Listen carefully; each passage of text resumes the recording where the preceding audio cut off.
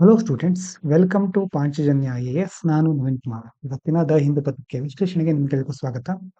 ಮೊದಲನೇದು Delhi blast case ಬಗ್ಗೆ. ನಿನ್ನೆ ಸಹ ಇದ್ರ ಬಗ್ಗೆ ತಿಳ್ಕೊಂಡಿದ್ವಿ. Car blast near Delhi's Red Fort killed 13 people. ಸಾವನ್ನಪ್ಪಿರುವ ಸಂಖ್ಯೆ 13ಕ್ಕೆ ಏರಿಕೆ ಆಗಿದೆ. Initial investigation indicates the vehicle's sole occupant was a doctor from Pulwama, Jammu and Kashmir, identified as doctor Umar Nabi. ಪ್ರಾಥಮಿಕ ತನಿಖೆಯ ನಂತರ ವಾಹನದ ಮುಖ್ಯವಾದಂತಹ ಅಲ್ಲಿರುವಂತಹ ವ್ಯಕ್ತಿ ಅಥವಾ ವಾಹನದ ಆಕ್ರಮಣಕಾರ ಉಮರ್ ನಬಿ ಅಂತ ಗುರುತಿಸಿದ್ದಾರೆ. ಕಾಶ್ಮೀರದ ಪುಲ್ವಾಮಾದವರು. ಇನ್ವೆಸ್ಟಿಗೇಷನ್ ಮತ್ತು ಏಜೆನ್ಸಿಗಳ ಬಗ್ಗೆ ನಿನ್ನೆ ಸಹ ಮೆನ್ಷನ್ ಆಗಿತ್ತು. Union home ministry has transferred the probe to the NIA, national investigation agency, due to the possible terror links and cross state implications. ಭಯೋತ್ಪಾದಕ ಸಂಪರ್ಕಗಳು ಸಹ ಇರಬಹುದು. ಮತ್ತೆ ಇದು ದೆಹಲಿಗೆ ಮಾತ್ರ ಅಲ್ಲ, ಬೇರೆ ರಾಜ್ಯಗಳಿಗೂ ಏನಾದರೂ ತೊಂದರೆ ಉಂಟಾಗಬಹುದು ಅನ್ನುವಂತ ಒಂದು ಕಾರಣದಿಂದ ಇದನ್ನ ನ್ಯಾಷನಲ್ ಇನ್ವೆಸ್ಟಿಗೇಷನ್ ಏಜೆನ್ಸಿ, ರಾಷ್ಟ್ರೀಯ ತನಿಖಾ ಸಂಸ್ಥೆಗೆ ಪ್ರಕರಣವನ್ನ ವಹಿಸಿದ್ದಾರೆ. ಪ್ರಿಲಿಮಿನರಿ ಫೈಂಡಿಂಗ್ಸ್ ನೋಡೋದಾದ್ರೆ, blast reportedly involved powerful explosives, ತುಂಬಾ ದೊಡ್ಡ ಮಟ್ಟದ ಸ್ಫೋಟಕಗಳಿತ್ತು. But occurred earlier than intended because of pressure from police raids on the suspects' associates. ಪೊಲೀಸರು ರೈಡ್ ಮಾಡಬಹುದು ಅಂತ ಆ ಒಂದು ಭಯದಿಂದ ಯಾವಾಗ ಅಂದ್ಕೊಂಡಿದ್ದಕ್ಕಿಂತ ಸ್ವಲ್ಪ ಮೊದಲೇ ಬ್ಲಾಸ್ಟ್ ಆಯಿತು. ಅದಕ್ಕಿಂತ ಮೊದಲೇ ಬ್ಲಾಸ್ಟ್ ಮಾಡಿದ್ರು. DNA samples are being matched with remains from the car. DNA sample ಮತ್ತೆ ಕಾರಿನ ಒಂದು ಅವಶೇಷಗಳನ್ನ ಹೊಂದಾಣಿಕೆ ಮಾಡ್ತಾ ಇದ್ದಾರೆ. The case connects to an ongoing terror module investigation tied to Jaish-e-Mohammed and Ansar Ghazwat al-Hind. Dr. Shaheen Saeed, another doctor from Jammu and Kashmir, has been arrested as the 8th accused in the case. ಈ ಒಂದು ಪ್ರಕರಣ ಈಗಾಗಲೇ ಭಯೋತ್ಪಾದನಾ ಘಟಕಗಳು ಜೈಷ್-ಎ-ಮೊಹಮ್ಮದ್, ಅನ್ಸಾರ್ ಘಜ್ವತ್ ಅಲ್ ಹಿಂದ್ ಪ್ರಸ್ತುತ ಇದ್ರ ಬಗ್ಗೆ ತನಿಖೆ ನಡೀತಾ ಇದೆ. ಅದರ ಜೊತೆ ಇದು ಸಂಪರ್ಕ ಇರಬಹುದು ಈ ಒಂದು ಘಟನೆಗೆ ಅಂತ ಚಿಂತಿಸ್ತಾ ಇದ್ದಾರೆ, ಅದ್ರ ಬಗ್ಗೆ ನೋಡ್ತಾ ಇದ್ದಾರೆ. ಮತ್ತೆ ಇದರ ಜೊತೆ ಮತ್ತೊಬ್ಬ ಡಾಕ್ಟರ್ ಶಾಹೀನ್ ಸಯೀದ್ ಅನ್ನೋರನ್ನ 8ನೇ ಆರೋಪಿಯಾಗಿ ಬಂಧಿಸಿದ್ದಾರೆ. ಬೆಳಿಗ್ಗೆ ಪ್ರಜಾವಾಣಿ ಹೈಲೈಟ್ಸ್ ಗಳಲ್ಲಿ ಸಹ ಇದನ್ನ ಹೇಳಿದ್ದೆ. UPSC mind game channel subscribe ಮಾಡಿದ್ರೆ ನಿಮ್ಗೆ ಗೊತ್ತಿರುತ್ತೆ. ಅಲ್ಲಿ ವೈಟ್ ಕಾಲರ್ ಟೆರರಿಸಂ ಅನ್ನುವಂಥ ಟರ್ಮ್ ಬಂದಿತ್ತು. ವೈಟ್ ಕಾಲರ್ ಅಂತಂದ್ರೆ ಪ್ರೊಫೆಷನಲ್ಸ್ ಅಂತಂದ್ರೆ ಸಮಾಜದಲ್ಲಿ ಉನ್ನತ ಹುದ್ದೆಗಳನ್ನು ಹೊಂದಿರೋರು, ದೊಡ್ಡ ದೊಡ್ಡ ಪ್ರೊಫೆಷನಲ್ ಇರೋರು, ಅವರಿಂದ ಈಗ ಟೆರರಿಸಂ ಆಗ್ತಾ ಇದೆ. ಅಂಥವರು ಭಯೋತ್ಪಾದಕ ಕೃತ್ಯಗಳನ್ನು ನಡೆಸ್ತಾ ಇದ್ದಾರೆ. ಇದೊಂದು ಬಹಳ ಗಂಭೀರವಾದ ಸಮಸ್ಯೆ ಅಂತ ನಾವು ಬೆಳಿಗ್ಗೆ ನ್ಯೂಸ್ ಹೈಲೈಟ್ಸ್ ಅಲ್ಲಿ ನೋಡಿದ್ವಿ. ISRO safety test for Gaganyaan parachutes. ISRO successfully conducted integrated main parachute air drop test, IMAT ಅಂತ ಕರೀತಾರೆ. ಎಲ್ಲಿ? Babina field firing range, Jhansi, Uttar ಪ್ರದೇಶದಲ್ಲಿ ಟೆಸ್ಟ್ ಮಾಡಿದ್ದಾರೆ. ಅದರ ಮುಂದಿನ ದಿನಗಳಲ್ಲಿ ಗಗನಯಾನ ಇಸ್ರೋದ ಮಹತ್ವದ ಯೋಜನೆ ನಡೀತಿದೆ. ಅದಕ್ಕೆ ಬೇರೆ ಬೇರೆ ವ್ಯವಸ್ಥೆಗಳನ್ನ ಮಾಡ್ತಾ ಈಗ ಪ್ಯಾರಾಚೂಟ್ ವ್ಯವಸ್ಥೆಯನ್ನ ಟೆಸ್ಟ್ ಮಾಡಿದ್ದಾರೆ. To qualify the parachute system for the Gaganyaan crew module. System consist of 10 parachutes of 4 types. 4 ತರದ ಪ್ಯಾರಾಚೂಟ್ಗಳು, including apex cover separation parachute, block parachutes and 3 main parachutes. Ensure controlled descent and safe landing of the crew module. ಇಲ್ಲಿ ಬೇರೆ ಬೇರೆ ತರದ ಪ್ಯಾರಾಚೂಟ್ಗಳಿರುತ್ತೆ. ಆ ಯಾವ್ಯಾವ parachute ಅನ್ನುವಂಥ detail ಆಗಿ ಏನು ಅದರ ಹೆಸರುಗಳನ್ನ ನಾವು ನೆನಪಿಟ್ಕೊಳ್ಬೇಕಾದ ಅವಶ್ಯಕತೆ ಇಲ್ಲ.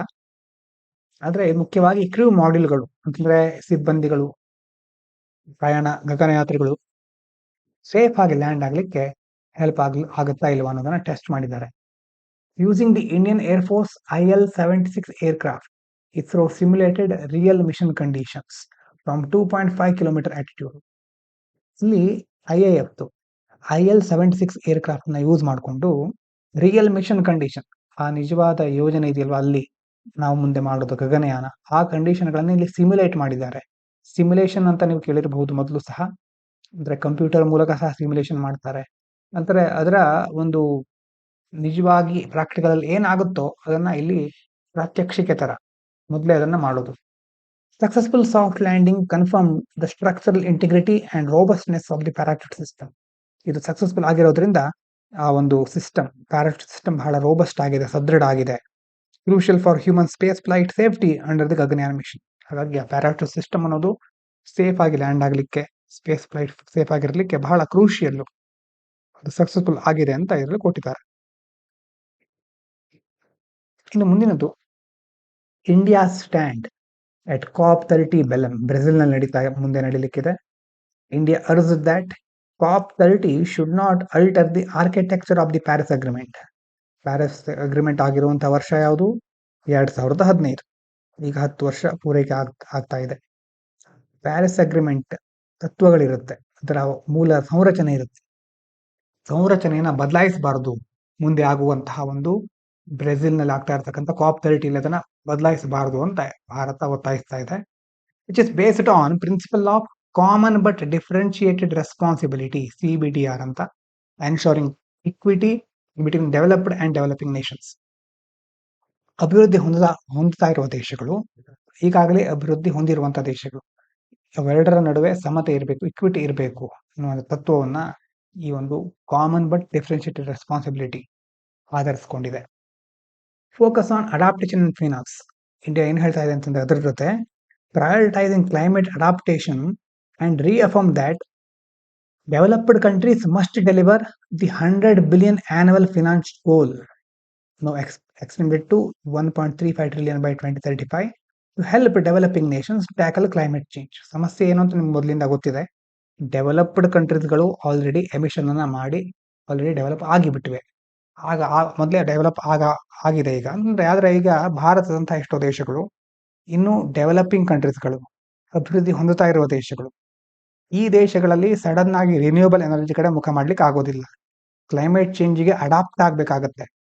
ಅಡಾಪ್ಟೇಷನ್ಗೆ ಬೇಕಾಗಿರೋ ತಂತ್ರಜ್ಞಾನಗಳು, ಅದ್ರ ಜೊತೆ ಹಣ, ಇದನ್ನೆಲ್ಲವನ್ನ ಡೆವಲಪ್ಡ್ ಕಂಟ್ರೀಸ್ಗಳಿಂದ ಪಡ್ಕೊಳ್ಳುವಂತಹ ಒಂದು ಕ್ಲಾಸ್ ಇದೆ. ಆದ್ರೆ ಅದು ಸರಿಯಾಗಿ ಪೂರೈಕೆ ಮಾಡ್ತಾ ಇಲ್ಲ ಆ ಕಂಟ್ರೀಸ್ಗಳು. ಹಾಗಾಗಿ ಭಾರತದಲ್ಲಿ ಹೇಳ್ತಾ ಇರೋದು developed countries must deliver the 100 billion annual finance goal. ವರ್ಷಕ್ಕೆ $100 billion ವಾರ್ಷಿಕವಾದಂತಹ ಹಣಕಾಸಿನ ಸಹಾಯವನ್ನ. ಕೆಲವೊಂದ್ ಕಡೆ ಈಗ ಹೆಚ್ಚಾಗಿ ಅದನ್ನ ರೆಂಟ್ ಅಥವಾ ಲೋನ್ ತರ ಕೊಡ್ತಾರೆ. ಲೋನ್ ತರ ಕೊಟ್ಟಿರೋದನ್ನ ಮುಖ್ಯವಾಗಿ ಭಾರತ ಒತ್ತಾಯಿಸ್ತಾ ಇದೆ, ಈ ತರ ನೀವು ಕೊಡಿ ನಮ್ಗೆ, ಎಲ್ಲಾ ದೇಶಗಳಿಗೂ ಸಮನಾಗಿ ಹಂಚಿ ಇದನ್ನ, ಆ ಗುರಿಯನ್ನ ಯಾವತ್ತೂ ಬಿಡಬೇಡಿ ಅನ್ನೋದನ್ನ ಒತ್ತಾಯಿಸ್ತಾ ಇದೆ. ಈಗ ಅದನ್ನ 1.35 trillion ಇನ್ಕ್ರೀಸ್ ಸಹ ಮಾಡಿದ್ದಾರೆ. ಅಂದ್ರೆ 2035 ಒಳಗೆ ಅದು 1.35 trillion ಅಷ್ಟು ಆಗ್ಬೇಕು. ಇನ್ನು LMDC, ಲೈಕ್ ಮೈಂಡೆಡ್ ಡೆವಲಪಿಂಗ್ ಕಂಟ್ರೀಸ್ಗಳು, ಭಾರತದನ್ನ ರೆಪ್ರೆಸೆಂಟ್ ಮಾಡ್ತಾ ಇದೆ. India urged the COP30 presidency to call upon all parties submit their national adaptation plan aligned with national priority. ಎಲ್ಲ ದೇಶಗಳು ಅವರವರ ಪ್ರಯಾರಿಟಿ ಮತ್ತೆ ಯಾವ ತರ ಮುಂದಿನ ದಿನಗಳಲ್ಲಿ ಅವರು ಗುರಿಯನ್ನ ಇಟ್ಕೊಂಡಿದ್ದಾರೆ, ನ್ಯಾಷನಲ್ ಅಡಾಪ್ಟೇಷನ್ ಪ್ಲಾನ್ಗಳನ್ನ ಸಬ್ಮಿಟ್ ಮಾಡಬೇಕು ಅಂತ ಭಾರತ ಹೇಳ್ತಾ ಇದೆ.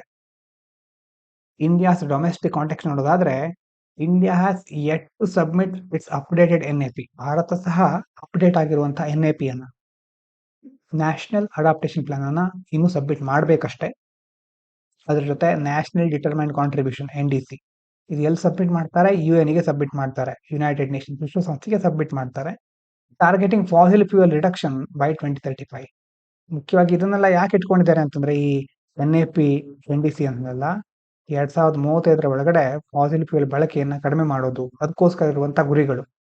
While highlighting the need for equity in climate responsibilities and cautioning against pressure for premature net zero target. ಅಲ್ವಾ, ಇಕ್ವಿಟಿ ಇರಬೇಕು, ಕ್ಲೈಮೇಟ್ ರೆಸ್ಪಾನ್ಸಿಬಿಲಿಟಿ ಎಲ್ಲರೂ ಸರಿಯಾದ ಸಮಾನ ರೀತಿಯಲ್ಲಿ ಹಂಚ್ಕೊಳ್ಬೇಕಾಗತ್ತೆ. ಅಭಿವೃದ್ಧಿ ಹೊಂದಿದ ದೇಶಗಳು ಹೆಚ್ಚು ಜವಾಬ್ದಾರಿ ತೆಗೆದುಕೊಳ್ಬೇಕಾಗತ್ತೆ. ಮತ್ತೆ ಅದ್ರ ಜೊತೆ ನೆಟ್ ಝೀರೋ ಟಾರ್ಗೆಟ್ಗಳನ್ನು ಸಹ ನಾವು ಹಮ್ಮಿಕೊಂಡಿದ್ದೇವೆ. ಹಾಗಾಗಿ ಅದನ್ನೆಲ್ಲ ಆದಷ್ಟು ಬೇಗ ಪೂರೈಸುವ ಅವಶ್ಯಕತೆ ಇದೆ. ಇನ್ನು ಮುಂದಿನ ವಿಚಾರ, supreme court judge on conservation philosophy. Supreme Court Justice P.S. Narasimha observed that Western environmental principles like intergenerational equity are anthropocentric and may not effectively protect endangered species such as Great Indian Bustard and Lesser Floricon. ಎಷ್ಟೋ ಸಾರಿ ನಾವೇನ್ ಮಾಡ್ಬಿಡ್ತೇವೆ, ಬೇರೆ ದೇಶದಲ್ಲಿ, ಅದರಲ್ಲೂ western ಕಂಟ್ರೀಸ್ಗಳು ಏನ್ ಮಾಡಿದ್ರು ಸರಿ ಅಂತ ಒಪ್ಕೊಂಡು ಕಾಪಿ ಮಾಡ್ತೇವೆ. ಈಗ ಬರ್ಡ್ ಕನ್ಸರ್ವೇಷನ್, ಪರಿಸರ ಸಂರಕ್ಷಣೆ, ಪಕ್ಷಿ ಪ್ರಾಣಿಗಳಿಗೆ ಸಂಬಂಧಪಟ್ಟ ಹಾಗೂ ನಾವು ಎಷ್ಟೋ ಸಿದ್ಧಾಂತವನ್ನು ಕಾಪಿ ಮಾಡಿಬಿಟ್ಟಿದ್ದೇವೆ. ಅದರಲ್ಲಿ ಇಂಟರ್ ಜನರೇಷನಲ್ ಇಕ್ವಿಟಿ, ಹೀಗೆ ಬೇರೆ ಬೇರೆ ಪರಿಸರ ತತ್ವಗಳಿದೆ. ಆ ತತ್ವಗಳನ್ನು ನಾವು ಜಸ್ಟ್ ಅಲ್ಲಿಂದ ಕಾಪಿ ಮಾಡಿದ್ದೇವೆ. ಆದ್ರೆ ಅದೆಲ್ಲ ಮಾನವ ಕೇಂದ್ರಿತ ತತ್ವಗಳು. ಮಾನವ ಕೇಂದ್ರಿತ ಅಂತಂದ್ರೆ ಪರಿಸರ ಸಂರಕ್ಷಣೆ ಮಾಡ್ಲಿಕ್ಕೆ ಅಂತ ಇರೋದಲ್ಲ. ಅದು ಮನುಷ್ಯ ತನ್ನನ್ನ ಉಳಿಸ್ಕೊಳ್ಳಿಕ್ಕೆ, ತಾನು ಸರ್ವೈವ್ ಆಗ್ಲಿಕ್ಕೆ, ತಾನು ಉಳಿದ ಜೀವಿಗಳ ಮೇಲೆ ಹತೋಟಿ ಸಾಧಿಸ್ಲಿಕ್ಕೆ ಅನುವು ಮಾಡಿಕೊಡುವಂತಹ ತತ್ವಗಳು. ಹಾಗಾಗಿ ಅದನ್ನ ನಾವು ಇಲ್ಲಿ ನಮ್ಮ ದೇಶದಲ್ಲಿ ಅಡಾಪ್ಟ್ ಮಾಡ್ಕೊಂಡ್ಬಿಟ್ರೆ ಇಲ್ಲಿರುವಂತ ಎಂಡೇಂಜರ್ಡ್ ಸ್ಪೀಶೀಸ್ಗಳು, great Indian bustard, lesser florican, ಇದನ್ನೆಲ್ಲ ಉಳಿಸ್ಲಿಕ್ಕೆ ಕಷ್ಟ ಆಗಬಹುದು. The remarks came during petition on the conservation of these birds, where the court reviewed the limited success of captive breeding efforts. ಎಷ್ಟೋ ಸಾರಿ ಕ್ಯಾಪ್ಟಿವ್ ಬ್ರೀಡಿಂಗ್ ಅಂತಂದ್ರೆ ಮುಖ್ಯವಾಗಿ ಅವರನ್ನ ಹಿಡ್ಕೊಂಡು ಬಂದು ಆಮೇಲೆ ಅದನ್ನ ಬ್ರೀಡ್ ಮಾಡಿ ಮತ್ತೆ ವಾಪಸ್ ಬಿಡೋದು ಅಂತದ್ದನ್ನ ಇರುತ್ತೆ. ಆದ್ರೆ ಕೋರ್ಟ್ ಹೇಳಿರೋದೇನು, ಅಂತ ಎಫರ್ಟ್ಗಳು ಬಹಳ ಸಕ್ಸಸ್ಫುಲ್ ಆಗಿಲ್ಲ. ಲಿಮಿಟೆಡ್ ಸಕ್ಸಸ್, ಜಾಸ್ತಿ ಏನು ಫಲಪ್ರದ ಆಗಿಲ್ಲ. ಹಾಗಾಗಿ ಪೆಟಿಷನ್ ಸಲ್ಲಿಸಿದ್ರು ಕೆಲವರು ಇಂತಹ ಬರ್ಡ್ ಕನ್ಸರ್ವೇಷನ್ಗೆ ಸಂಬಂಧಪಟ್ಟ ಹಾಗೆ. ಅದನ್ನ ರಿವ್ಯೂ ಮಾಡಬೇಕಾದ್ರೆ ಕೋರ್ಟ್ ಈ ತರ ಹೇಳ್ತಾ ಇದೆ. Justice Narasimha emphasised considering the intrinsic worth of species rather than their instrumental value to humans. ಅದರ ಅರ್ಥ ಏನಂತಂದ್ರೆ ಆ ಪಕ್ಷಿಗಳಿಂದ, ಪ್ರಾಣಿಗಳಿಂದ, ಅದು ಯಾವುದೇ ಜೀವಿಗಳಿಂದ ನಮ್ಮ ಮಾನವನಿಗೆ ಏನು ಉಪಯೋಗ ಆಗತ್ತೆ ಅಂತ ನೋಡೋದಕ್ಕಿಂತ ಅವು ಪಕ್ಷಿಗಳಿಗೂ ಇಂಟ್ರಿನ್ಸಿಕ್ ವ್ಯಾಲ್ಯೂ ಇದೆ, ಆಂತರಿಕ ಮೌಲ್ಯ ಅನ್ನೋದಿದೆ. ಹಾಗಾಗಿ advocating ಬಯೋಸೆಂಟ್ರಿಕ್ and ಇಕೋಸೆಂಟ್ರಿಕ್ approach to conservation. ಆಂಥ್ರೋಪೋಸೆಂಟ್ರಿಕ್ ಅಂತ ಮೇಲ್ಗಡೆ ಹೇಳಿದ್ವು ಅಲ್ವಾ, ಅಂತಂದ್ರೆ ಮನುಷ್ಯನನ್ನೇ ಗುರಿಯಾಗಿ ಇಟ್ಕೊಂಡು, ಕೇಂದ್ರದಲ್ಲಿ ಇಟ್ಕೊಂಡು ಎಲ್ಲವನ್ನ ಮಾಡೋದು. ಅದರ ಬದಲು ಬಯೋಸೆಂಟ್ರಿಕ್, ಇಕೋಸೆಂಟ್ರಿಕ್ ಅಪ್ರೋಚ್ ಬಹಳ ಮುಖ್ಯವಾಗಿ ಬೇಕಾಗಿರೋದು ಈಗ ಅಂತ ಅವ್ರು ಹೇಳ್ತಾ ಇದ್ದಾರೆ. ಫಿಲಾಸಫಿಕಲ್ ಬೇಸಿಸ್ ನೋಡೋದಾದ್ರೆ, ಹಿ ಹೈಲೈಟೆಡ್ ಇಂಡಿಯಾಸ್ ಬೈಬ್ಲಿಕಲ್ ರೂಟ್ಸ್. ಅಂತಂದ್ರೆ ನಮ್ಮ ಮೂಲ ತತ್ವಗಳು ಏನಿತ್ತು ಅಂತಂದ್ರೆ, true environmental jurisprudence should derive from the India's ethos of compassion for all living beings rather than Western human-centered model. ಬೇರೆ ದೇಶದ ತರ ನಾವು ಎಲ್ಲಾ ಹ್ಯೂಮನ್ ಸೆಂಟ್ರಿಕ್ ಅಲ್ಲೇ ಚಿಂತಿಸ್ಲಿಕ್ಕೆ ಆಗೋದಿಲ್ಲ. ಅದ್ರ ಬದಲು ನಮ್ಮ ಹಿಂದಿನಿಂದ ಬಂದಿಂತಲ್ವಾ, ಎಲ್ಲಾ ದಯೆ ಇರಲಿ ಸಕಲ ಪ್ರಾಣಿಗಳಲ್ಲಿ ಅಂತ ಹೇಳ್ತೇವೆ ನೋಡಿ. ದಯೆಯವೇ ಧರ್ಮದ ಮೂಲವಯ್ಯ ಅಂತ ಕನ್ನಡದಲ್ಲಿ ಇರೋ ತರ ಕಂಪ್ಯಾಷನ್, ಆ ಎಂಪತಿ, ಇಂಥ ವ್ಯಾಲ್ಯೂಗಳ ನಾವು ಫೋಕಸ್ ಮಾಡಬೇಕು. ವೆಸ್ಟರ್ನ್ ಕಂಟ್ರೀಸ್ಗಳ ತರ ನಾವು ನಮ್ಮನ್ನೇ ಕೇಂದ್ರದಲ್ಲಿ ಇಟ್ಕೊಂಡು ನಮಗೋಸ್ಕರನೇ ಎಲ್ಲ ಪ್ರಾಣಿಗಳು ಇರೋದು ಅಂತ ಇದ್ರೆ ಅಲ್ಲ, ಅದು ಸರಿ ಅಲ್ಲ ಅಂತ ಇವರು ಹೇಳಿದ್ದಾರೆ. ಇದನ್ನ ಎಥಿಕ್ಸ್ ನಲ್ಲಿ ನೀವು ಮೆನ್ಷನ್ ಮಾಡಬಹುದು. ಇನ್ನು ಒಂದು ಆರ್ಟಿಕಲ್ ಬಗ್ಗೆ ನೋಡೋಣ. Exploited workers, labour policy empty promises. ಇಂಡಿಯಾದ್ದು ಹೊಸದು ಶ್ರಮಶಕ್ತಿ ನೀತಿ 2025 ಏನ್ ಹೇಳ್ತಾ ಇದೆ? Rights driven future ready labour vision. ಮುಂದಿನ ದಿನಗಳಲ್ಲಿ labours rights important, future ready, ಏನೇನು ಹೊಸ ಟೆಕ್ನಾಲಜಿ ಬರುತ್ತೋ, ತಂತ್ರಜ್ಞಾನ ಬರುತ್ತೋ ಅದನ್ನ ಇಟ್ಕೊಂಡು ಅದಕ್ಕೆಲ್ಲದಕ್ಕೂ ನಾವು ಸಿದ್ಧರಾಗಿರೋದು, ಸನ್ನದ್ಧರಾಗಿರೋದು, ಈ ತರ ಹೇಳ್ತಾ ಇದೆ ಪಾಲಿಸಿ. ಆದ್ರೆ ಗ್ರೌಂಡ್ ಲೆವೆಲ್ ಅಲ್ಲಿ ಏನಾಗ್ತಾ ಇದೆ? ವರ್ಕರ್ ಸ್ಟಿಲ್ ಫೇಸ್ ಎಕ್ಸ್‌ಪ್ಲಾಯ್ಟೇಷನ್, ದೌರ್ಜನ್ಯ ಆಗ್ತಾ ಇದೆ. ಲೋ ವೇಜಸ್, ಕಡಿಮೆ ಸಂಬಳ, ಇನ್ಫಾರ್ಮಲ್ ಜಾಬ್ಸ್ಗಳು, ಅನ್ಸೇಫ್ ವರ್ಕ್, ಇದೆಲ್ಲ ಸಮಸ್ಯೆ ಇದೆ. ಅದಕ್ಕೋಸ್ಕರ ಆರ್ಟಿಕಲ್ ಅಲ್ಲಿ ಏನ್ ಹೇಳ್ತಾ ಇದ್ದಾರೆ ಅಂತಂದ್ರೆ, policies digital optimism hides failure of implementation justice for India's millions of informal workers. ಎಲ್ಲ ಚೆನ್ನಾಗಾಗ್ತಾ ಇದೆ, ಡಿಜಿಟಲ್ ಆಪ್ಟಿಮಿಸಮ್, ಮುಂದಿನ ದಿನಗಳಲ್ಲಿ ಎಲ್ಲ ಚೆನ್ನಾಗಾಗುತ್ತೆ, ಫ್ಯೂಚರ್ ರೆಡಿ ಆಗಿರ್ತೇವೆ ಅಂತ ಈ ತರ ಹೇಳ್ತಾ ಇದ್ದಾರೆ ಅಷ್ಟೇ. ಆದ್ರೆ ಎಷ್ಟೋ ಕುಂದುಕೊರತೆಗಳನ್ನ ಹೈಡ್ ಮಾಡ್ತಾ ಇದ್ದಾರೆ. ಕಾಂಟೆಕ್ಸ್ಟ್ ನೋಡಿ. In India's eastern coastal state, eastern coastal ಅಂತಂದ್ರೆ ಈಸ್ಟ್ ಅಂತಂದ್ರೆ ಯಾವುದು? ಪೂರ್ವ ಭಾಗದ ಕೋಸ್ಟಲ್ ರೀಜನ್ಗಳು. Women work in seafood and textile units, ಅಲ್ಲಿ ಮಹಿಳೆಯರು ಸಮುದ್ರ ಆಹಾರ ಮತ್ತೆ ಟೆಕ್ಸ್ಟೈಲ್ ಯೂನಿಟ್ಸ್ ಗಳಲ್ಲಿ ವರ್ಕ್ ಮಾಡ್ತಾರೆ. ಆದ್ರೆ ಅವರಿಗೆ ಪೇಮೆಂಟ್ ಕರೆಕ್ಟ್ ಆಗಿರೋದಿಲ್ಲ, ತುಂಬಾ ಕಡಿಮೆ ಇರುತ್ತೆ. ಮತ್ತೆ ಗ್ಲೌಸ್, ಕಾಂಟ್ರಾಕ್ಟ್ಸ್, ಈ ತರ ಬೇಕಾಗಿರೋ ಅವಶ್ಯಕ ವಸ್ತುಗಳು ಸಿಕ್ಕೋದಿಲ್ಲ, ಅವರಿಗೆ ಪ್ರೊವೈಡ್ ಮಾಡೋದಿಲ್ಲ, ಕಾಂಟ್ರಾಕ್ಟ್ ಇರೋದಿಲ್ಲ. Even basic benefits like ESI, employee state insurance, ಅದು ಸಹ ಕೊಟ್ಟಿರೋದಿಲ್ಲ. PF, provident fund are denied, they are reclassified as daily wagers. ಅವರಿಗೆ ಏನಂತ ಹೇಳಿರ್ತಾರೆ ಅಂತಂದ್ರೆ ದಿನಗೂಲಿ ನೌಕರರು ಅಂತ ಹೇಳ್ಬಿಡ್ತಾರೆ. ಹಾಗಾಗಿ PF, ESI ಎಲ್ಲ ಕೊಡೋದೇ ಇಲ್ಲ. This ಎಕ್ಸ್ಪೋಸಸ್ the gap between policy promises and ground reality. Policy ಹೇಳೋದೇ ಒಂದು, ಗ್ರೌಂಡ್ ರಿಯಾಲಿಟಿ ಇರೋದೇ ಇನ್ನೊಂದು. ಆ ಗ್ಯಾಪ್ ಎಕ್ಸ್ಪೋಸ್ ಆಗ್ತಾ ಇದೆ. ಲೇಬರ್ ರಿಯಾಲಿಟಿ ನೋಡಿ. ಇನ್ಫಾರ್ಮಲ್ ವರ್ಕ್ ಫೋರ್ಸ್ ಅಲ್ಲಿ total 90% of total employed person, 90% informal workforce ಇದೆ. ಲೀಗಲ್ ಪ್ರೊಟೆಕ್ಷನ್ ನೋಡೋದಾದ್ರೆ ಲೇಬರ್ ಕೋಡ್ಗಳೆಲ್ಲ ವೀಕ್ ಎನ್ಫೋರ್ಸ್ಮೆಂಟ್, ಸರಿಯಾಗಿ ಎನ್ಫೋರ್ಸ್ ಆಗ್ತಾ ಇಲ್ಲ. Social security, contractors evade accountability, contract ಮಾಡ್ಕೊಳ್ತಾರೆ ಆದ್ರೆ ಅವರ ಹೊಣೆಗಾರಿಕೆನ ನಿಭಾಯಿಸೋದಿಲ್ಲ. Labour share of GDP declining despite economic growth ಅಲ್ವಾ. ಜಿಡಿಪಿಯಲ್ಲಿ ಲೇಬರ್ ಶೇರ್, ಎಕನಾಮಿಕ್ ಗ್ರೋತ್ ಆಗ್ತಾ ಇದೆ ನಮ್ದು, ಆದ್ರೆ ಈ ಕಡೆ ಕಾರ್ಮಿಕರ ಜೀವನ ಮೇಲೆ ಬರ್ತಾ ಇಲ್ಲ. ಶ್ರಮಶಕ್ತಿ ನೀತಿ 2025 2025 ಏನ್ ಹೇಳ್ತಾ ಇದೆ, digital dreams versus ground reality. ಇವ್ರು ಹೇಳ್ತಾ ಇರೋದು ಒಂದ್ ಕಡೆ ಗೋಲ್ ಇದೆ ನೋಡಿ, rights driven future ready, empower workers via digital ID, e Shram cards, AI driven job platforms ಎಲ್ಲವನ್ನ ಕೊಡ್ತಾರೆ. ನ್ಯಾಷನಲ್ ಕರಿಯರ್ ಸರ್ವಿಸ್ ಅಂತ ಬರುತ್ತೆ. ಅದ್ರ ಮೂಲಕ target 35% of female labour participation. 2030 ಹೊತ್ತಿಗೆ 35% ಅಷ್ಟು ಫೀಮೇಲ್ ಲೇಬರ್ ಪಾರ್ಟಿಸಿಪೇಷನ್ ಇರಬೇಕು, ಅದನ್ನ ಟಾರ್ಗೆಟ್ ಇಟ್ಕೊಂಡಿದ್ದಾರೆ. Integration with sustainable development goals SDG 8, decent work and economic growth, ಆ ಗೋಲ್ ಅನ್ನ ಅಚೀವ್ ಮಾಡುವಂತ ಒಂದು ಗುರಿ. ಇನ್ನು ರಿಯಾಲಿಟಿ, ಇದೆಲ್ಲ ಗೋಲು ಅಲ್ವಾ, ಇದೆಲ್ಲ ಗುರಿ ಇಟ್ಕೊಂಡಿರೋದು. ರಿಯಾಲಿಟಿ ಏನು ಹಾಗಾದ್ರೆ, digital tool exist without basic labour right. Basic labour ರೈಟ್ಸೇ ಇಲ್ಲ, ಆದ್ರೆ ಡಿಜಿಟಲ್ ಟೂಲ್ ಅನ್ನ ಕೊಟ್ಟು ಅದರಿಂದ ಏನು ಪ್ರಯೋಜನ ಅಲ್ವಾ. Workers reclassified as informal lose benefits and security. ವರ್ಕರ್ಗಳನ್ನ ರೀಕ್ಲಾಸಿಫೈ ಮಾಡಿ ಅವರು ಇನ್ಫಾರ್ಮಲ್ ವರ್ಕರ್ಸ್ ಅಂತ ಮಾಡಿ ಅವರಿಗೆ ಕೊಡ್ಲೇಬೇಕಾಗಿರೋ ಬೆನಿಫಿಟ್ಗಳು ಕೊಡ್ತಾ ಇಲ್ಲ, ಸೆಕ್ಯೂರಿಟಿ ಇಲ್ಲ. Schemes like e Shram or PM Awas Yojana miss ground level inclusion. ಸರ್ಕಾರದ ಸ್ಕೀಮ್ಗಳು, ಉದಾಹರಣೆಗೆ ಇ ಶ್ರಮ್ PM ಅಂತೆಲ್ಲ ಇದೆ, PM ಆವಾಸ್ ಯೋಜನಾದಲ್ಲಿ ಗ್ರೌಂಡ್ ಲೆವೆಲ್ ಇನ್ಕ್ಲೂಷನ್, ತಳಮಟ್ಟದಲ್ಲಿ ಅಥವಾ ರಿಯಾಲಿಟಿ ಏನು ಅನ್ನೋದನ್ನ ಅಲ್ಲಿ ಕರೆಕ್ಟ್ ಇನ್ಕ್ಲೂಡ್ ಮಾಡ್ತಾ ಇಲ್ಲ. Employers use platform work and contracting loopholes to avoid accountability. ಈ ಎಂಪ್ಲಾಯೀಸ್ ಅಂತಂದ್ರೆ ಕೆಲಸ ಪಡ್ಕೊಳ್ಳೋರು, ಎಂಪ್ಲಾಯರ್ಸ್ ಅಂತಂದ್ರೆ ಕೆಲಸ ಕೊಡೋರು. ಈ ಎಂಪ್ಲಾಯರ್ಸ್ ಗಳು ಏನ್ ಮಾಡ್ತಾ ಇದ್ದಾರೆ, ಪ್ಲಾಟ್ಫಾರ್ಮ್ ವರ್ಕ್ ಕಾಂಟ್ರಾಕ್ಟ್ ಮಾಡ್ಬೇಕಾದ್ರೆ ಏನಾದ್ರು ಲೂಪ್ ಹೋಲ್ಗಳಿರುತ್ತೆ ಕಾನೂನಲ್ಲಿ, ಅದನ್ನ ಯೂಸ್ ಮಾಡಿಕೊಂಡು ಅಕೌಂಟೆಬಿಲಿಟಿಯಿಂದ ತಪ್ಪಿಸ್ಕೊಳ್ತಾ ಇದ್ದಾರೆ, ತಮ್ಮ ಹೊಣೆಗಾರಿಕೆಯಿಂದ ತಪ್ಪಿಸ್ಕೊಳ್ತಾ ಇದ್ದಾರೆ. ಇನ್ನು ಕೀ ಕನ್ಸರ್ನ್ಸ್ ಅಂಡ್ ಗ್ಯಾಪ್ಸ್ ನೋಡೋದಾದ್ರೆ, weak enforcement and paper rights. Labour codes, ಉದಾಹರಣೆಗೆ occupational safety, health and working condition code, it is promising safety and audits. ಇದರಲ್ಲಿ ಸೇಫ್ಟಿ ಇರಬೇಕು, ಅವಾಗ ಪರಿಶೀಲನೆ ಆಗಬೇಕು ಅಂತ ಹೇಳ್ತಾರೆ. ಬಟ್ ಇನ್ಸ್ಪೆಕ್ಟರ್ ಶಾರ್ಟೇಜ್, ಅದನ್ನ ಪರಿಶೀಲಿಸೋರೇ ಇಲ್ಲ. ಪುವರ್ ಆಡಿಟ್, ಪರಿಶೀಲನೆ ಸರಿಯಾಗಿ ಆಗೋದಿಲ್ಲ. And no gender sensitive data make them symbolic.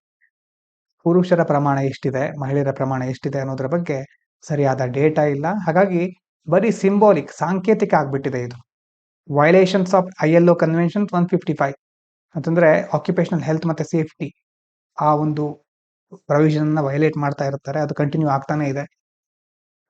ಇನ್ನು workers in low literacy rural or informal sector struggle to use digital platform ಅಲ್ವಾ. ಸಾಕ್ಷರತೆ ಇರೋದಿಲ್ಲ, ಹಳ್ಳಿಲಿ ಇರ್ತಾರೆ, ಇನ್ಫಾರ್ಮಲ್ ಸೆಕ್ಟರ್ಗಳಲ್ಲಿ ಇರ್ತಾರೆ, ಅವರಿಗೆ ಡಿಜಿಟಲ್ ಪ್ಲಾಟ್ಫಾರ್ಮ್ಗಳನ್ನ ಯೂಸ್ ಮಾಡ್ಲಿಕ್ಕೆ ಗೊತ್ತಿರೋದಿಲ್ಲ. E Shram and Aadhaar link benefits leave out many due to mismatched records and tech barriers. E Shram, Aadhaar, ಇದರಿಂದ ಏನಾಗ್ಬಿಟ್ಟಿದೆ, ಅದೆಲ್ಲ ಡಿಜಿಟಲ್ ಆಗಿ ಈಗ ಬರ್ತಾ ಇದೆ. ಈ ಗವರ್ನೆನ್ಸ್ ಸರ್ಕಾರ ಹೇಳುತ್ತೆ, ಆದ್ರೆ ಜನರಿಗೆ ಅದನ್ನ ಉಪಯೋಗಿಸೋದು ಹೇಗೆ ಅಂತ ಗೊತ್ತಿರೋದಿಲ್ಲ. ಅವಾಗ ಎಷ್ಟೋ ಕಡೆ ಮಿಸ್ಮ್ಯಾಚ್ ಆಗುತ್ತೆ, ಟೆಕ್ ಬ್ಯಾರಿಯರ್ಗಳು, ಈ ಟೆಕ್ನಾಲಜಿಯಿಂದ ಎಷ್ಟೋ ಕಡೆ ಸಮಸ್ಯೆಗಳು ಸ್ಟಾರ್ಟ್ ಆಗುತ್ತೆ. ಇನ್ನು ಕಾಂಟ್ರಾಕ್ಟರ್ಗಳು ಸಹ ಎಕ್ಸ್ಪ್ಲಾಯ್ಟೇಷನ್ ಮಾಡ್ತಾ ಇರ್ತಾರೆ. Employers hire through middlemen, ಮಧ್ಯವರ್ತಿಗಳಿರ್ತಾರೆ. Workers paid off the books denied PF and ESI ಅಲ್ವಾ. ಅಂದ್ರೆ ಕೇವಲ ದಿನಗೂಲಿ ತರ ಕೊಡೋದು, PF ESI ಏನು ಕೊಡೋದಿಲ್ಲ. Outsourcing use to escape liability for safety or wages. ಎಷ್ಟೋ ಕಡೆ ಔಟ್ಸೋರ್ಸ್, ಹೊರಗುತ್ತಿಗೆ ಕೊಟ್ಬಿಡೋದು, ಅವಾಗ ಅದರ ಮೂಲಕ ಸೇಫ್ಟಿ, ವೇಜಸ್ ಗಳನ್ನ, ಆ ಒಂದು ಹೊಣೆಗಾರಿಕೆ ನಿಭಾಯಿಸೋದಿಲ್ಲ. ಜೆಂಡರ್ ಗ್ಯಾಪ್ ಇದೆ. Policy target 35% female participation, women pays unequal pay, unsafe workplaces and unpaid care burdens. ಮಹಿಳೆಯರನ್ನ ಇನ್ನಷ್ಟು ಉತ್ತೇಜಿಸಬೇಕು ಅಂತ ಹೇಳ್ತಿದ್ದಾರೆ, ಆದ್ರೆ ನಿಜವಾಗ್ಲೂ ಕೆಲಸದ ಸ್ಥಳದಲ್ಲಿ ಸರಿಯಾದ ಪೇಮೆಂಟ್ ಸಿಕ್ಕೋದಿಲ್ಲ, ಸೇಫ್ ಆದಂತ ವರ್ಕ್ ಪ್ಲೇಸ್ ಇಲ್ಲ, ಮತ್ತೆ ಕೇರ್ ಬರ್ಡನ್, ಅನ್ಪೇಡ್ ಅಲ್ವಾ, ಅನಗತ್ಯವಾಗಿ ಎಷ್ಟೋ ಬರ್ಡನ್ಗಳು ಅವ್ರ ಮೇಲೆ ಇರುತ್ತೆ. No strong legal push for maternity rights, child care, workplace harassment safeguards. ಏನಾದರೂ ದೌರ್ಜನ್ಯಗಳಾದ್ರೆ ಅದಕ್ಕೆ ಸಂಬಂಧಪಟ್ಟಾಗೆ ಲೀಗಲ್ ಆಗಿ ಪುಷ್ ಸಿಗ್ತಾ ಇಲ್ಲ. ಮ್ಯಾಟರ್ನಿಟಿ ರೈಟ್ಸ್, ತಾಯಂದಿರಿಗೆ ಸಂಬಂಧಪಟ್ಟಂತ ಹಕ್ಕುಗಳು, ಚೈಲ್ಡ್ ಕೇರು, ಇದೆಲ್ಲವನ್ನ ಕನ್ಸಿಡರ್ ಮಾಡ್ತಾ ಇಲ್ಲ. ನೋ ರಿಯಲ್ ಟ್ರೈಪಾರ್ಟೈಟ್ ಡೈಲಾಗ್, ಯಾಕಂದ್ರೆ ಯಾವಾಗಲೂ ಒಂದು ರಿಫಾರ್ಮ್ ಆಗಬೇಕು ಅಂತಂದ್ರೆ, ಲೇಬರ್ ರಿಫಾರ್ಮ್ ಆಗಬೇಕು ಅಂತಂದ್ರೆ ಅದಕ್ಕೇನ್ ಬೇಕು? ಗೌರ್ಮೆಂಟ್, ಎಂಪ್ಲಾಯರ್, ವರ್ಕರ್ ಇವರೆಲ್ಲರೂ ಪರಸ್ಪರ ಕನ್ಸಲ್ಟೇಷನ್ ಮಾಡಿಕೊಂಡು ಮುಂದಿನ ದಾರಿಯನ್ನ ಕೈಗೊಳ್ಬೇಕು, ಮುಂದಿನ ಹೆಜ್ಜೆಯನ್ನ ಇಡಬೇಕು. But new codes rely on top down digital management. ಅಂದ್ರೆ ಟಾಪ್ ಡೌನ್ ಮೊದಲು ಸಹ ಹೇಳಿದ್ದೆ, ಮೇಲ್ಗಡೆ ನಿಭಾಯಿಸೋರು ಇರ್ತಾರೆ, ಅವರು ವಿಷಯಗಳನ್ನ ಅಥವಾ ಪಾಲಿಸಿಗಳನ್ನ ಇಂಪ್ಲಿಮೆಂಟ್ ಮಾಡ್ತಾರೆ. ಕೆಳಗಡೆ ಇರುವವರ ಕನ್ಸಲ್ಟ್ ಮಾಡೋದಿಲ್ಲ. Ignoring unions and workers voices, ಕೆಳಗಡೆ ವರ್ಕರ್ಸ್ ಇರ್ತಾರೆ ಅಥವಾ ಅವರ ಯೂನಿಯನ್ಗಳಿರುತ್ತೆ, ಅವ್ರು ಏನ್ ಹೇಳ್ತಾ ಇರ್ತಾರೆ ಅನ್ನೋದ್ರ ಬಗ್ಗೆ ಚಿಂತಿಸದೆ ತಮಗೇನ್ ಬೇಕೋ ಅಂತಹ ಪಾಲಿಸಿಗಳನ್ನ ತರ್ತಾ ಇರ್ತಾರೆ. ಪಾಲಿಸಿ ಸ್ಟ್ರಕ್ಚರಲ್ ವೀಕ್ನೆಸ್, ಒಂದು ಡಿಜಿಟಲ್ ಲೇಬರ್ ಐಡಿ ಕೊಡ್ತೇವೆ ಅಂತ ಹೇಳಿದ್ದಾರೆ, ಹಾಗೆ ಮಾಡಿಬಿಟ್ರೆ ಲೋ ಲಿಟರಸಿ ವರ್ಕರ್ಸ್ಗಳು ಅದನ್ನ ಹೇಗೆ ಯೂಸ್ ಮಾಡಬೇಕು ಅಂತ ಗೊತ್ತಿಲ್ಲದೆ ಇರೋರು ಎಕ್ಸ್ಕ್ಲೂಡ್ ಆಗ್ಬಿಡ್ತಾರೆ. ಫ್ಯೂಚರ್ ರೆಡಿ ಸ್ಕಿಲ್ಲಿಂಗ್ ಅಂತ ಹೇಳ್ತಾ ಇದ್ದಾರೆ, ಆದ್ರೆ ಜಾಬ್ ಇನ್ಸೆಕ್ಯೂರಿಟಿ, ವೇಜ್ ಥೆಫ್ಟ್ ಇದ್ರ ಬಗ್ಗೆ ಮಾತಾಡ್ತಾ ಇಲ್ಲ. ಜೆಂಡರ್ ಇಕ್ವಾಲಿಟಿ ಟಾರ್ಗೆಟ್ ಇದೆ, ಆದ್ರೆ ಸೇಫ್ಟಿ ಆಡಿಟ್ಸ್ಗಳು, ಪೇಯ್ಡ್ ಲೀವ್ ಎನ್ಫೋರ್ಸ್ಮೆಂಟ್ ಆಗ್ತಾ ಇಲ್ಲ. ಆಕ್ಯುಪೇಷನಲ್ ಸೇಫ್ಟಿ ಅಂತ ಹೇಳ್ತಾರೆ, ಆದ್ರೆ ಅಕೌಂಟೆಬಿಲಿಟಿ, ಆಕ್ಸಿಡೆಂಟ್ ಆದ್ರೆ, ಡೆತ್ಸ್ ಆದ್ರೆ ಅದರ ಹೊಣೆಗಾರಿಕೆ ತೆಗೆದುಕೊಳ್ತಾ ಇಲ್ಲ. ಗ್ರೀನ್ ಜಾಬ್ಸ್ ಅಂತ ಹೇಳ್ತಾರೆ, ಆದ್ರೆ ಫೇರ್ ಲೇಬರ್ ಟ್ರಾನ್ಸಿಷನ್ ಕಡೆ ಅದರಲ್ಲಿ ಮಿಸ್ ಆಗ್ತಾ ಇದೆ. ಆ ಒಂದು ಟ್ರಾನ್ಸಿಷನ್ ಹೇಗಾಗುತ್ತೆ, ಅದು ಟ್ರಾನ್ಸಿಷನ್ ಅನ್ನೋದನ್ನ ಇಲ್ಲಿ ಹೆಚ್ಚಾಗಿ ಕೊಡ್ತಾ ಇಲ್ಲ. ರಿಸಲ್ಟ್ ನೋಡಿದ್ರೆ techno optimism without justice. Policy ಏನ್ ಹೇಳ್ತಾ ಇದೆ, ಡಿಜಿಟಲ್ ಭಾರತ್ ಆಗುತ್ತೆ, ಆದ್ರೆ ಡಿಜಿಟಲ್ ಇಂಡಿಯಾ ಬೇರೆ, ಡಿಗ್ನಿಟಿ ಇಂಡಿಯಾ ಬೇರೆ ಅಲ್ವಾ? ವೀಕ್ ಇನ್ಸ್ಟಿಟ್ಯೂಷನ್ಗಳು, unregulated gig platforms, poor audits, ಇದೆಲ್ಲ ಏನಾಗ್ಬಿಟ್ಟಿದೆ, all this have made labour invisible behind screens. Screen ನಲ್ಲಿ ಏನು ಟೈಪ್ ಮಾಡ್ತಾರೆ, ಏನು ಟಿಕ್ ಮಾಡ್ತಾರೆ, ಅದು ಮಾತ್ರ ಅವರ ಲೈಫ್ ಅಲ್ಲ. ಅದಕ್ಕಿಂತ ಎಷ್ಟೋ ಸಮಸ್ಯೆಗಳು ಅದರ ಸ್ಕ್ರೀನ್ ಹಿಂದ್ಗಡೆ ಇರುತ್ತೆ. ILO's ವಾರ್ನಿಂಗ್ ಏನಂತಂದ್ರೆ, India's informal labour share 90%, this is highest in major economies. ಬೇರೆ ಬೇರೆ ದೊಡ್ಡ ಎಕಾನಮಿಗಳಲ್ಲಿ ದೊಡ್ಡ ಹೈಯೆಸ್ಟ್ ಆಗಿರೋದು ಇದು. OECD also wants of equal transition without social justice. Social justice ಕಡೆ ಗಮನ ಕೊಡದೆ ಟ್ರಾನ್ಸಿಷನ್ ಆಗ್ಬಿಟ್ರೆ ಗ್ರೀನ್ ಪವರ್ಟಿ ಅನ್ನೋದು ಸ್ಟಾರ್ಟ್ ಆಗ್ಬಿಡುತ್ತೆ. ಹಾಗಾಗಿ ಅದು ಸಹ ಗಮನದಲ್ಲಿ ಇಟ್ಕೋಬೇಕು. ಅವ್ರು ಏನ್ ಮಾಡ್ಬೇಕು ಮುಂದೆ? Legal enforcement, labour inspection strengthen ಮಾಡಬೇಕು, ಕರೆಕ್ಟ್ ಆಗಿ ಲೇಬರ್ ಕೋಡ್ಸ್ ಗಳನ್ನ ಇಂಪ್ಲಿಮೆಂಟ್ ಮಾಡಬೇಕು. ರೂಲ್ಸು, ಟೈಮ್ ಲೈನ್ಸು, ಟ್ರೈಪಾರ್ಟೈಟ್ ರಿವ್ಯೂ, ಮೇಲೆ ಗವರ್ಮೆಂಟು, ಎಂಪ್ಲಾಯರ್ಸು, ವರ್ಕರ್ಸ್ ಎಲ್ಲರ ಒಂದು ಕನ್ಸಲ್ಟೇಷನ್ ಇಟ್ಕೊಂಡು ನಾವು ಮುಂದಿನ ದಾರಿಯನ್ನ ಚೂಸ್ ಮಾಡ್ಕೋಬೇಕಾಗುತ್ತೆ. ಮತ್ತೆ ಯೂನಿವರ್ಸಲೈಸ್ PF, ESI and health insurance for all workers. Formal ಇರ್ಲಿ, ಇನ್ಫಾರ್ಮಲ್ ಇರ್ಲಿ, ಎಲ್ರಿಗೂ PF, ESI, ಹೆಲ್ತ್ ಇನ್ಶೂರೆನ್ಸ್ ಅನ್ನ ಯೂನಿವರ್ಸಲ್ ಮಾಡಬೇಕು, ಸಾರ್ವತ್ರಿಕಗೊಳಿಸಬೇಕು. ಮತ್ತೆ ಗಿಗ್ ಮತ್ತೆ ಪ್ಲಾಟ್ಫಾರ್ಮ್ ವರ್ಕರ್ ಗಳನ್ನ ಇಂಟಿಗ್ರೇಟ್ ಮಾಡಿ ಅವರನ್ನು ಸಹ ಒಂದು ವೆಲ್ಫೇರ್ ಸ್ಕೀಮ್ಗಳ ಅಡಿಯಲ್ಲಿ ತರಬೇಕು. Rebuild trade unions and local labour boards. Trade ಯೂನಿಯನ್ಗಳನ್ನ ರೀಬಿಲ್ಡ್ ಮಾಡೋದ್ರ ಮೂಲಕ ಅದ್ರ ಜೊತೆ ಲೋಕಲ್ ಲೇಬರ್ ಬೋರ್ಡ್ಗಳಿರುತ್ತೆ, ಅದನ್ನ ಮತ್ತೊಂದು ಸಾರಿ ಹೊಸದಾಗಿ ನವೀಕರಿಸಬೇಕು, ಅಪ್ಡೇಟ್ ಮಾಡಬೇಕು, ರೀಬಿಲ್ಡ್ ಮಾಡಬೇಕು. ಎನ್ಶೋರ್ ವರ್ಕರ್ಸ್ ವಾಯ್ಸಸ್ ಇನ್ ಪಾಲಿಸಿ ಡಿಸೈನ್, ಟ್ರೈಪಾರ್ಟೈಟ್ ರಿವ್ಯೂ ಅಂತ ಹೇಳಿದ್ವಲ್ವಾ, ಅದೇ ತರ ವರ್ಕರ್ಸ್ ಅವರ ಆಶೋತ್ತರಗಳೇನು ಅನ್ನೋದನ್ನ ಮುಖ್ಯವಾಗಿ ತಿಳ್ಕೊಳ್ಬೇಕು. ಅದನ್ನ ಇಟ್ಕೊಂಡು ಪಾಲಿಸಿಯನ್ನ ಫಾರ್ಮ್ ಮಾಡಬೇಕಾಗತ್ತೆ. Implement equal pay audits, maternity benefits, workplace creches. ತಾಯಂದಿರಿಗೆ ಮುಂದ್ ವೇಳೆ ರಜೆ ಬೇಕಾದ್ರೆ ಅವರ ಹಕ್ಕುಗಳಿಗೆ ಸಂಬಂಧಪಟ್ಟಂತಹ ವ್ಯವಸ್ಥೆಯನ್ನು ಮಾಡಬೇಕಾಗತ್ತೆ. ಈಕ್ವಲ್ ಪೇ ಆಡಿಟ್ ಗಳನ್ನ ಮಾಡಬೇಕಾಗುತ್ತೆ. ILO ಕನ್ವೆನ್ಷನ್ ಗಳನ್ನ ಕರೆಕ್ಟ್ ಆಗಿ ಎನ್ಫೋರ್ಸ್ ಮಾಡಬೇಕು ಅಲ್ವಾ, ಈಕ್ವಾಲಿಟಿ, ಸೇಫ್ಟಿ ಇದೆಯಾ ಅನ್ನೋದನ್ನ ಖಚಿತಪಡಿಸ್ಕೊಳ್ಬೇಕಾಗತ್ತೆ. ಇದ್ರ ಜೊತೆ link digital systems with real world audits, not just dashboards. Digital ಸಿಸ್ಟಮ್ಗಳನ್ನ ಕೇವಲ ಒಂದು ಡ್ಯಾಶ್ ಬೋರ್ಡ್ ತರ, ನೀವೊಂದು ವೆಬ್ಸೈಟ್ ಓಪನ್ ಮಾಡಿದ್ರೆ ಬೇರೆ ಬೇರೆ ಡ್ಯಾಶ್ ಬೋರ್ಡ್ ಕಾಣಿಸ್ತಾ ಇರುತ್ತೆ ನಿಮ್ಗೆ, ಈ ತರ ಆಗೋದು. ಈ ತರ ಡ್ಯಾಶ್ ಬೋರ್ಡ್ ಇಂದ ಏನು ಯೂಸ್ ಇಲ್ಲ. ಯೂಸ್ ಆಗೋದು ಯಾವಾಗ ಅಂತಂದ್ರೆ ಅದು ರಿಯಲ್ ವರ್ಲ್ಡ್ ಗೆ ಕನೆಕ್ಟ್ ಆಗಿರ್ಬೇಕು, ಲಿಂಕ್ ಆಗಿರ್ಬೇಕು.